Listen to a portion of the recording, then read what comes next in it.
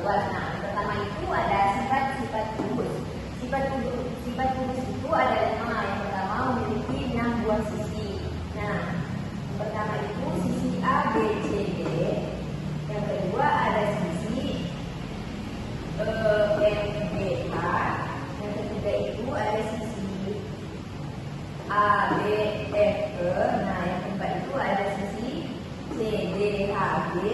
Yang kelima itu ada sisi A, D, H, E. Yang keenam itu ada sisi B, C, G, F. Nah, yang kedua itu memiliki 12 rusuk. Nah, yang pertama itu ada rusuk AB, yang kedua rusuk BC, yang ketiga rusuk CD, yang keempat itu rusuk AD. Nah, yang kelima itu rusuk AE, yang keenam itu rusuk BF, yang ketujuh itu CD, yang kedelapan itu DH, yang kesembilan itu ada LF, yang ke-10 ada FG, yang ke-11 itu ada GH, dan yang ke-12 itu ada HE. Nah, yang ketiga itu memiliki 8 titik sudut. Nah, titik sudut pertama itu ada titik sudut A, titik sudut B, titik sudut C, titik sudut D, titik sudut E, titik sudut F, titik sudut D, titik sudut A. Selanjutnya itu memiliki 12 diagonal bidang. Nah, yang pertama itu ada diagonal bidang OB. Yang kedua itu ada AF. Yang ketiga itu ada DB. Nah, yang keempat itu ada CH. Yang kelima itu ada BE. Nah, yang keenam itu ada CF. Yang ketujuh itu ada DG. Nah, yang ke-10 itu ada AH. Yang ke-11 itu ada DB. Yang ke-10 itu ada FH. Nah, selanjutnya itu yang kelima memiliki 4 diagonal ruang. Nah, diagonal ruang pertama itu ada diagonal ruang AG. Yang kedua ada BH. Yang ketiga itu ada CE, dan yang keempat itu ada D. Dan itu ada sifat-sifat balok. Nah, 1 memiliki 6 buah sisi. Sisi pertama itu AB, A, B, C, D. Yang kedua itu E, F, G, H. Yang ketiga itu A, B, F, E. Yang keempat D, D, C, D, H. Yang kelima itu D, C, D, F. Yang keenam itu A, D, H, E. Nah, yang kedua itu memiliki 12 rusuk. Nah, rusuk pertama itu ada rusuk AB, rusuk BC, rusuk CD, rusuk DA, rusuk EF, rusuk GH, rusuk HE, rusuk GF, rusuk AE, rusuk BF, terus selanjutnya itu ada rusuk CG dan rusuk DH. Nah, selanjutnya itu yang ketiga memiliki 8 titik sudut. Nah, ada titik sudut A, titik sudut D, titik sudut C, titik sudut D, titik sudut E, titik sudut F, titik sudut G, dan titik sudut H. Nah, yang selanjutnya itu memiliki 6 diagonal bidang. Nah, bidang pertama itu ada BG. Yang kedua itu ada FC. Yang ketiga ada AH.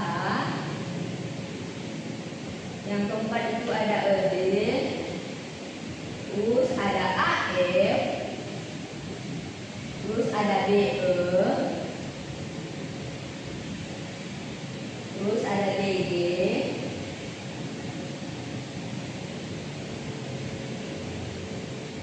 Terus ada HC. Terus ada AC. Terus ada BD.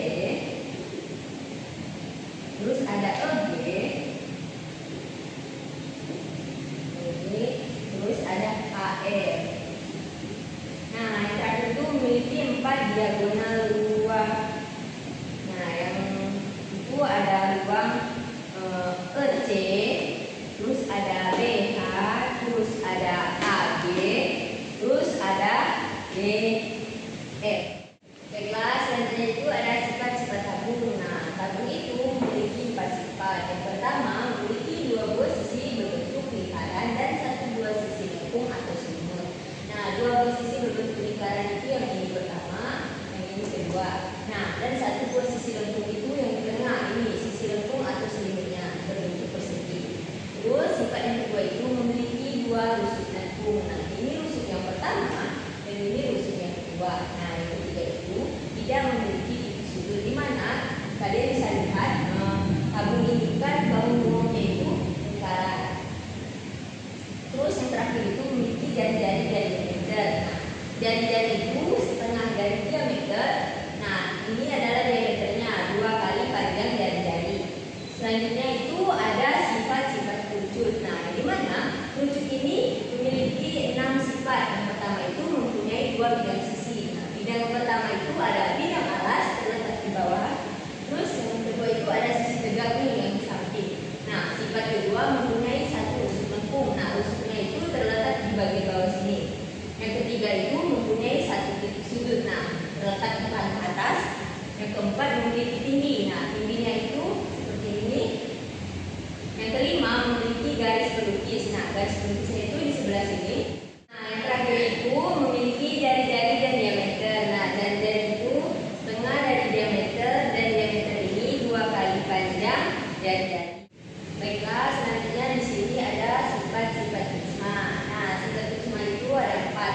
Yang pertama memiliki 9 rusuk, yaitu rusuk pertama ada rusuk AB, selanjutnya ada BC, selanjutnya ada CA, selanjutnya ada ED, selanjutnya ada DF, selanjutnya ada FE, selanjutnya ada EA, selanjutnya ada CF, selanjutnya ada BD. Nah, sifat kedua itu memiliki 5 buah sisi, yaitu sisi ABC, terus ada sisi DF, ada sisi AC, FE, terus ada sisi BC, DF, terus ada sisi AB, DE. Nah, yang ketiga memiliki 6 titik sudut. Nah, titik sudut pertama itu ada titik sudut A, titik sudut B, titik sudut C, titik sudut D, titik sudut E, titik sudut F. Nah, yang terakhir mempunyai 6 diagonal sisi. Nah, yang pertama itu ada BE, terus ada AD, terus ada BF, terus ada CD, terus ada AF, terus ada CE. Ini saya akan mencari atau membuktikan rumus luas permukaan kubus. Nah, di mana di sini dari gambar tersebut terlihat kubus beserta jari-jarinya. Untuk mencari luas permukaan kubus berarti sama saja dengan menghitung luas jari-jari kubus tersebut. Oleh karena itu, jari-jari kubus memiliki 6 buah persegi, yaitu 1, 2, 3, 4, 5, 6 yang sama dan kemudian maka luas permukaan kubus itu dapat ditulis luas permukaan sama dengan luas jari-jari kubus. Nah, sama dengan 6 dikali 40 sisi dikali sisi ditutup kurung sama dengan 6 dikali sisi kuadrat. Nah, jadi luas permukaan kubus dapat dinyatakan dengan rumus sebagai berikut. Luas permukaan kubus sama dengan 6 dikali sisi kuadrat. Di sini ada satu soal. Sebuah kubus memiliki panjang rusuk 9 cm. Berapakah luas permukaan kubus tersebut? Nah, diketahui panjang rusuk kubus sama dengan 9 cm. Ditanya berapa luas permukaan kubus tersebut? Penyelesaian, masukkan rumus yang tadi. Luas permukaan kubus yaitu 6 dikali sisi kuadrat. Nah, sama dengan 6 dikali panjang rusuk sisinya tadi kan 9 kuadrat. Nah, yaitu 6 dikali 9 dikali 9 itu kan 81. Jadi 6 dikali 81 yaitu 486 cm kuadrat. Jadi luas permukaan kubus tersebut adalah 486 cm persegi. Baiklah, selanjutnya di sini saya akan menjelaskan rumus luas permukaan balok, yaitu cara membuktikan rumus luas permukaan balok. Nah, pertama itu sisi atas dan sisi bawah, yaitu jumlah luas sama dengan 2 kali buka kurung P kali L kurung sama dengan 2 kali PL. Nah, yang kedua itu ada sisi depan dan sisi belakang. Nah, jumlah luas sama dengan 2 kali buka kurung P dikali T kurung sama dengan 2 dikali PT. Nah, yang ketiga itu sisi kanan dan sisi kiri. Nah, jumlah luas sama dengan 2 dikali buka kurung L dikali T kurung sama dengan 2 dikali LT. Nah, sehingga luas permukaan balok adalah jumlah luas kedua pasang sisi tersebut. Nah, jadi rumus luas permukaan balok itu seperti ini: 2 dikali PL ditambah 2 dikali PT ditambah 2 dikali LT. Nah, sama dengan 2 buka kurung PL tambah PT tambah LT kurung. Nah, di sini ada contoh soal yang pertama. Sebuah balok mempunyai panjang 20 cm, lebar 14 cm dan tinggi 10 cm. Berapa luas permukaan balok tersebut? Diketahui panjang baloknya 20 cm, lebar baloknya 14 cm, tinggi baloknya 10 cm. Nah, ditanya luas permukaan balok. Penyelesaian. Nah, masukkan luas permukaan balok yaitu 2 buka kurung PL tambah PT tambah LT tutup kurung sama dengan 2 dikali masukkan P panjangnya 20 dikali lebarnya 14 tutup kurung ditambah panjangnya 20 tingginya 10 ditambah lebarnya 14 tingginya 10. 2 dikali 20 dikali 14 280, 20 dikali 10 200, 14 dikali 10 140. Nah, 2 kita turunkan 2 kali 280 ditambah 200 ditambah 140 yaitu 260. Nah, kita jumlahkan 2 dikali 260 yaitu 1240 cm persegi. Nah, jadi luas permukaan balok tersebut adalah 1240 cm persegi. Yaitu cara menentukan rumus luas permukaan tabung. Nah, adapun bagian-bagian dari jari-jari tabung pada gambar tersebut meliputi sisi atas yang ditutup dan sisi bawah yang dibalas, yang berupa lingkaran dengan jari-jari. Nah, sedangkan sisi lengkung atau selimut tabung merupakan sisi banyak letaknya di tengah yaitu A, B, C, D. Nah, setelah diuraikan ternyata selimut tabung atau sisi lengkung tabung dibentuk oleh bangun datar persegi panjang ABCD dengan ukuran panjang selimut tabung buka kurung AB sama dengan DC tutup kurung sama dengan keliling lingkaran sisi atas atau tutup. Nah, lebar selimut tabung buka kurung AD sama dengan BC tutup kurung sama dengan tinggi tabung yaitu T. Dari penjabaran di atas dapat diketahui bahwa luas selimut tabung adalah sebagai berikut. Luas selimut tabung sama dengan luas persegi panjang ABCD sama dengan panjang selimut tabung dikali lebar selimut tabung. Nah, selanjutnya keliling lingkaran sisi atas buka kurung sisi bawah dikali tinggi tabung sama dengan 2πr dikali T. Karena luas permukaan tabung sama dengan luas jari-jari tabung, maka luas permukaan tabung, luas selimut tabung tambah luas sisi atas ditambah luas sisi alas. Nah, sama dengan buka kurung 2πr dikali T tutup kurung tambah πr kuadrat ditambah πr kuadrat sama dengan buka kurung 2πr dikali T tutup kurung ditambah 2πr kuadrat. Nah, sama dengan 2πr buka kurung T ditambah R tutup kurung. Jadi dapat disimpulkan bahwa luas selimut tabung sama dengan 2πr dikali T, luas permukaan tabung sama dengan 2πr buka kurung T ditambah R. Itu ada contoh soal luas permukaan tabung. Sebuah tabung memiliki jari-jari 4 cm dan tinggi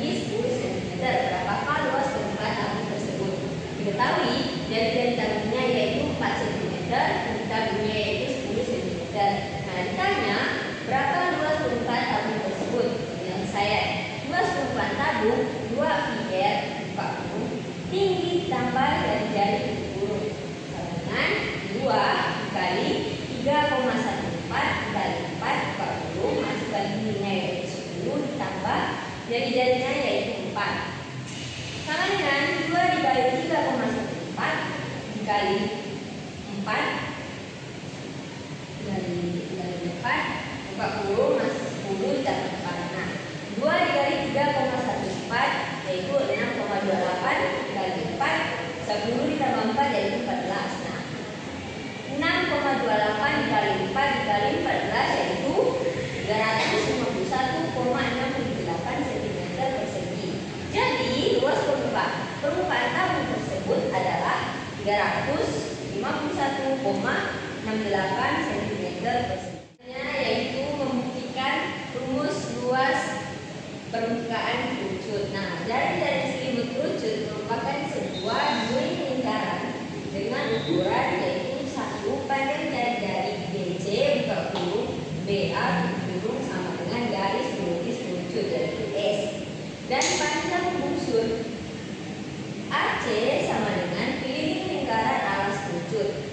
Luas selimut kerucut buka kurung luas duri lingkaran ABC dengan jari-jari S yaitu selimut kerucut dapat ditentukan dengan perbandingan sebagai berikut.